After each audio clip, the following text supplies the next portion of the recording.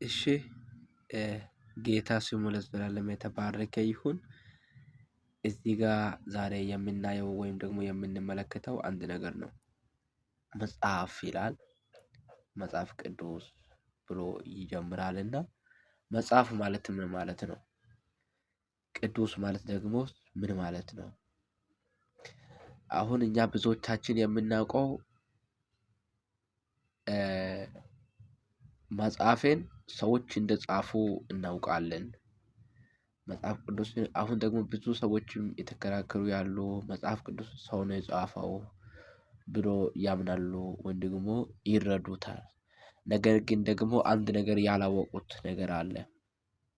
አንድ ነገር ያላወቁት አለ። መጽሐፍ የምለው እነርሱ ስለተናገሩ ሳይሆን እኛ የምናምነው መጽሐፉ ራሱ አስረግጦ ይናገራልና እንደዚህ ይላል። መጽሐፍ ማለት ትርጉሙ የተጻፈ ማለት ነው።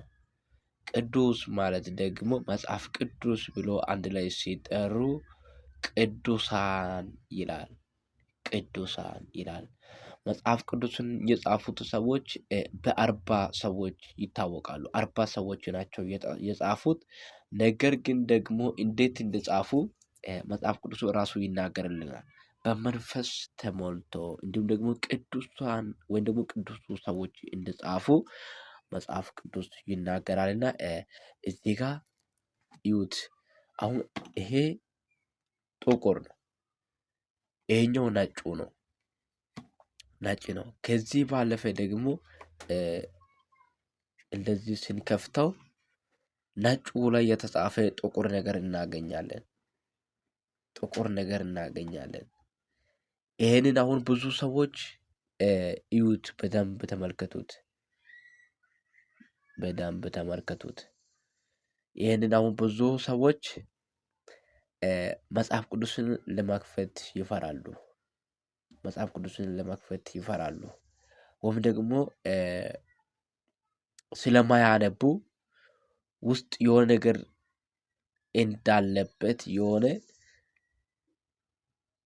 የተለየ ነገር እንዳለበት ይቆጥሩና መጽሐፍ ቅዱስን መክፈትን አይከፍቱም።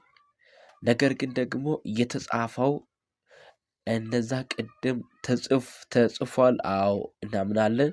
ቅዱሳን እንደጻፉ ግን ማመን ይኖርባቸዋል። ማነው የጻፈው? ቅዱሳን።